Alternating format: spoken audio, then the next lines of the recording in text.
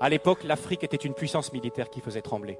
À l'époque aussi, l'Afrique dominait le monde également par ses connaissances scientifiques. C'était de l'Afrique que venait toute la connaissance. Les Égyptiens ont été les premiers astronomes, ont été les premiers à jeter les bases de nos sciences modernes. Venait également de l'Afrique.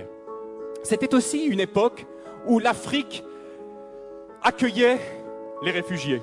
Aujourd'hui, on pense que l'Afrique, c'est le pays qui envoie plutôt des réfugiés. Mais à l'époque, l'Afrique accueillait les réfugiés. La grande différence entre l'Afrique et nous, c'est que l'Afrique et les Africains sont concentrés et se focalisent sur les personnes, alors que nous nous focalisons sur les choses.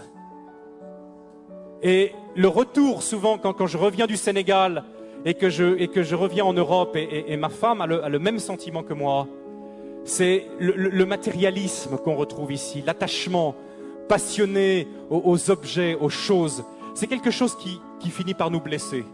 Et je sais que c'est quelque chose pour tous les visiteurs africains et pour tous ceux qui sont ici qui les blessent. Parce qu'en Afrique, la première chose, la plus importante, c'est les personnes. Vous ne pouvez pas savoir à quel point je bénis Dieu que mes enfants soient élevés en Afrique. Je bénis Dieu. Vous savez,